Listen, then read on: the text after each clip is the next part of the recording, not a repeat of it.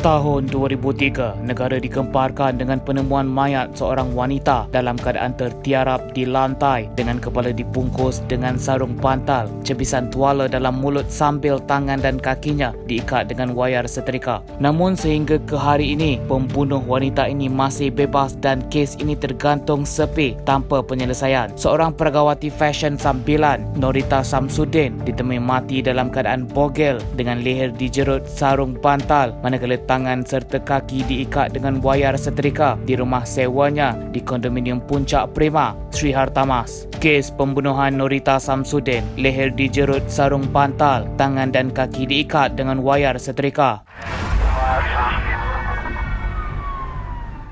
Norita Samsudin merupakan gadis muda yang tinggal di rumah sewa di Sri Hartamas bersama dua rakannya yang merupakan pasangan kekasih, Kenneth dan Azora. Pada 5 Disember, kira-kira jam 4.30 pagi, Kenneth dan Azora yang berpulang dari klub malam itu pelik apabila mereka melihat keadaan rumah gelap gelita. Namun apa yang membuatkan pasangan ini pelik adalah kerana mereka bertiga sudah bersetuju untuk sentiasa menyalakan lampu di ruangan makan pada waktu malam bagi memudahkan perjalanan di dalam rumah. Apabila Kenneth dan Azora membuka pintu rumah, mereka terhidu bau busuk yang tidak pernah mereka hidu sebelum ini. Apabila masuk ke dalam rumah, Kenneth mengunci semula pintunya sebelum mereka berjalan menuju ke bilik tanpa membuka lampu. Semasa Kenneth sibuk buka pintu biliknya, Azora terlihat kelipat seorang lelaki lalu di sebelahnya, namun tidak dihiraukan kerana menyangka lelaki tersebut adalah tetamu Norita disebabkan bau busuk yang mereka hidu sebelum ini. Selepas masuk ke dalam bilik, Azora bertanya jika teman lelakinya itu ternampak bayang-bayang yang dilihat pada ketika itu.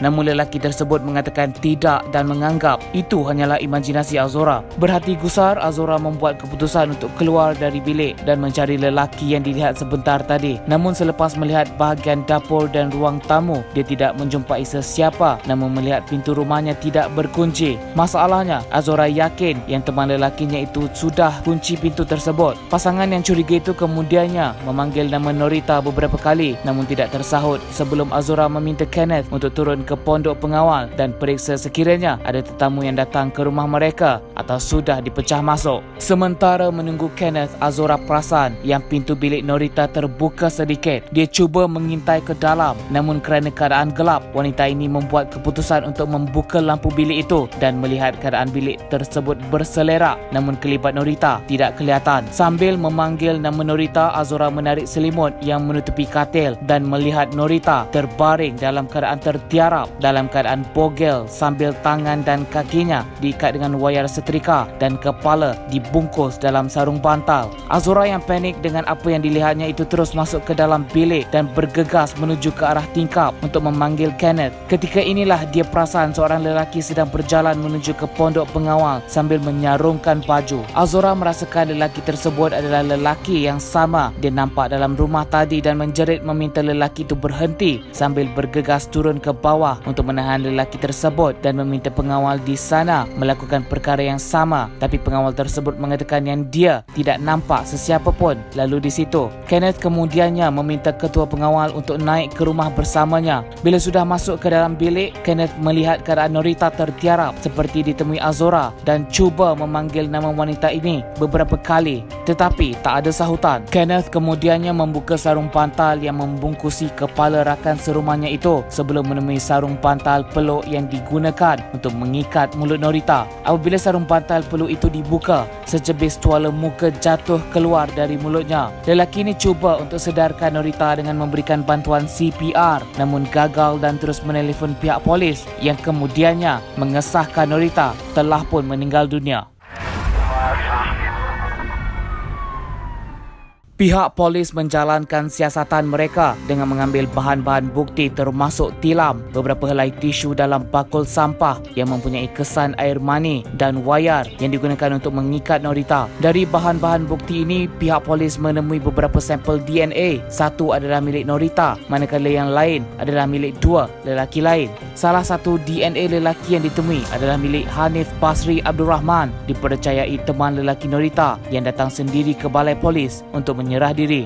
DNA Hanif telah ditemui pada kain tuala yang ada dalam mulut mangsa, pada bantal peluk dan pada 8 dari 11 tisu yang ada dalam tong sampah. Kerana itu, Hanif Basri telah didakwa sebagai suspek utama pembunuhan Norita. Ketika kes dibicarakan, pendakwa raya telah memberikan bukti Hanif rasa bersalah kerana sebelum lelaki ini menyerah diri, dia telah mencukur bulu kemaluannya dan memotong kuku. Menurut pendakwa raya, tindakan ini menunjukkan seperti Hanif cuba untuk memusnahkan bukti yang mengaitkan dia dan Norita. Pendakwa raya turut memberitahu Hanif juga ada bertanya sama ada boleh atau tidak bukti DNA menempatkan dia di bilik Norita pada malam pembunuhan berlaku. Pendakwa raya turut memanggil pengawal keselamatan sebagai saksi untuk memberikan testimoni mereka di mahkamah dan mereka mengesahkan yang Hanif merupakan pengunjung tetap di kondo itu dan biasanya dia akan datang bersama Norita pada jam 2 pagi. Di hari kejadian pula, Hanif telah memasuki kondo tersebut sebelum jam 1 pagi dan mereka nampak suspek dan mangsa bercakap dengan dua pasangan Melayu di dalam sebuah kereta kancil di luar kawasan kondo dan tidak nampak suspek meninggalkan kawasan kondo. Kerana fizikal Hanif yang mempunyai ketinggian lebih kurang 6 kaki, ia membuatkan pengawal-pengawal ini mudah untuk cam kehadiran Hanif di kondo tersebut. Bukti DNA dan testimoni dari pengawal-pengawal keselamatan menampakkan yang Hanif bersalah. Namun, bagaimana dia boleh terlepas?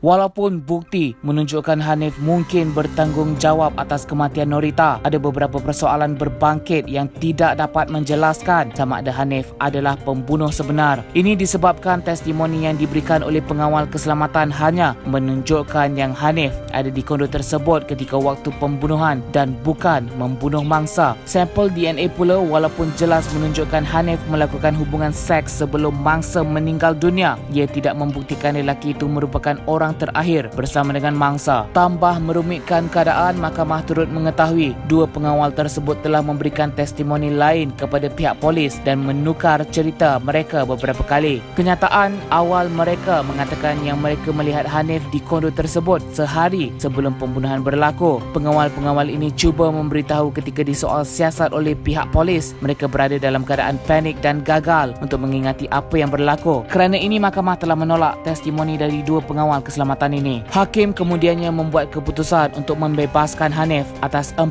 sebab ini. Mahkamah dapati dua pengawal keselamatan tersebut bukan saksi yang boleh dipercayai. Pendakwa raya gagal menjelaskan tentang bau busuk yang dihidu oleh Kenneth dan Azora. Pendakwa raya gagal membuktikan Hanif merupakan orang terakhir melakukan persetubuhan bersama Norita dan pendakwa raya gagal menjelaskan satu lagi DNA milik lelaki yang tidak diketahui. Walaupun peguam bela memberitahu yang kes ini mungkin hanya kes aktiviti di bilik tidur yang bertukar kepada tragedi, akan tetapi bukti menunjukkan tuala yang digunakan untuk menyumbat mulut mangsa dengan paksaan itu telah menyebabkan lidahnya gagal berfungsi dan menyebabkan mangsa tercekik dan laluan pernafasannya tersumbat. Sehingga ke hari ini, lelaki misteri pemilik DNA kedua itu gagal ditemui. Berdasarkan fakta pula, tidak ada tanda-tanda rumah mangsa dipecah masuk. Ini bermakna Norita mungkin mengenali pembunuh itu. Tambah menjadi misteri apabila kes Norita ini telah diklasifikasikan sebagai akta rahsia rasmi. Ini bermakna sebarang siasatan lanjut mengenai kes ini akan menjadi rahsia kerajaan. Bagi pengetahuan awam pula, kes ini dianggap tamat. Tragedi 999, kes pembunuhan Norita Samsudin. Leher dijerut sarung bantal, tangan dan kaki diikat dengan wayar setrika. Kes tamat. Diklasifikasi sebagai akta rahsia rasmi.